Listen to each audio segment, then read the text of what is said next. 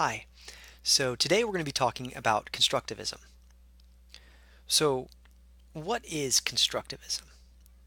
Constructivism is the idea that people create their own understanding and knowledge through experiences, and then reflecting back on those experiences are able to solidify that knowledge and gain meaning from it. There are several foundational theorists behind constructivism, and I'm going to go over a couple of them. The first one that we're going to be going over is John Dewey. Now, John Dewey was a philosopher, not so much a theorist, but his contribution laid the groundwork for constructivism. Dewey believed that education and learning it was a social exercise and that it was interactive. The first theorist that we're going to be talking about is Jean Piaget. Now, we all know Piaget. Piaget is one of the founding fathers, so to speak, of constructivism. And he also believed that humans must construct their own knowledge, hence constructivism. The next theorist that we talk about is Vygotsky. Now, I don't know about the rest of you, but I myself know Vygotsky best through the zone of proximal development. But Vygotsky also was very, very insistent that culture and socializing play an integral part in learning and education. And we can see this a lot in our modern day because where you live and what culture you're from really will depend on what you understand and what you're able to process and how you process it. So, the next theorist that we're going to be talking about is Jerome Bruner. And he thought that education and learning was an active construct, but in which learners build on their prior knowledge and information. So we have a little bit of activation of prior knowledge and then building on top of that. So we have a little bit of scaffolding going on. The next theorist that we talk about is Seymour Papert. Now, he wasn't so much into the whole social idea of constructivism, but his thoughts were on using objects, artifacts, basically manipulatives in order to facilitate learning. And we see all of these different aspects in our modern constructivist model. Now, we have also the idea of traditionalist, and the differences are far greater than the similarities between traditionalist and uh, constructivist. In constructivism, the learner is very, very active. As a matter of fact, the learner is the one that constructs the knowledge. The teacher is merely a facilitator of that information. With traditional, it's much more passive. The focus is on basic skills, repetition, fixed curriculum, and most of the information is received from the teacher, from textbooks, or from workbooks. So when we're talking about curriculum, what does constructivist curriculum look like? Well, it is dynamic, it is learner dependent, and it involves a lot of reflection and metacognition on the part of the learner. When we talk about traditionalist curriculum, traditionalist curriculum is a little different. First of all, the teacher is the unquestioning fount of all knowledge. Students are not to question what the teacher says. What the teacher says is correct. Also, the same content is taught to every single student, regardless of whatever level they are on. And there is only one direction forward. There is no stopping to help other people. It is, this is the information, you get it, we move on. The roles of the students are also very, very different when you compare constructivist and traditionalist. With constructivist, the student is very active. They are very, very involved. They are the creator of their information, as I have stated several times. With traditionalist students, they are passive. They are the receiver of the information. They are the jar on the assembly line that gets the knowledge filled into them. Now, when we're talking about a constructivist teacher, we're talking about someone who models, first of all, demonstrates how something should be done or how it can be done to give the students an idea of what they're supposed to do. And then they act as facilitator and coach for the students to help them get to the answer that they're looking for. And they do this through use of scaffolding, building on prior knowledge and bridging the gap of their ignorance or knowledge, however it happens to be. So the teacher's role is to bridge the gap from ignorance to knowledge. In a traditionalist teacher, it will be a lot of direct instruction.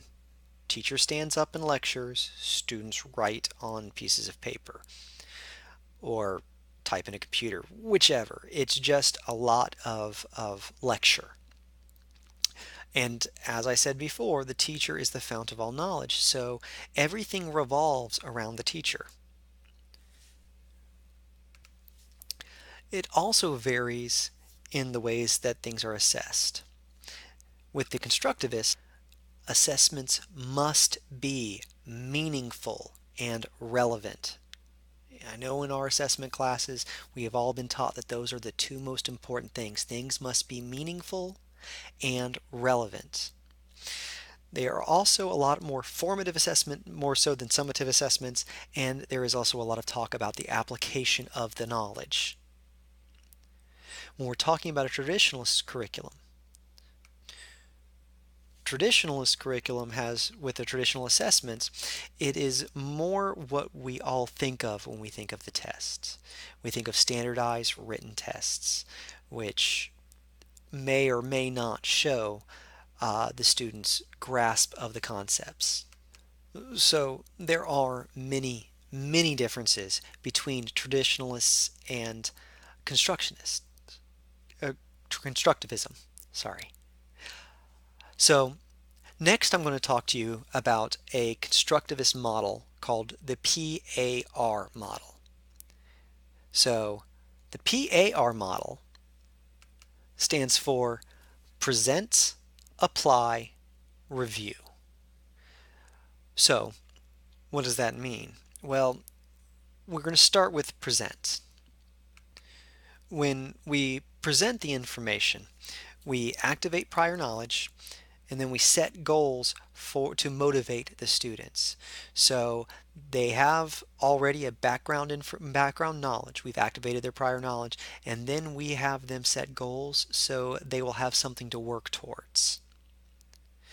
Now A is all about problem solving, decisions, and creating something, making the whole idea and the project meaningful and relevant. There's those words again. And then we go to review. When we review something, we summarize it and then we clarify it, and then we possibly go back and revisit anything that we might have missed. It's a good way of doing things. So we're supposed to also do a scenario in which we would involve PAR. So the scenario that I selected is a scenario on starting off with ecosystems and habitats. So the way this works is you would start off activating the students' prior knowledge about what it takes for different plants and animals to live.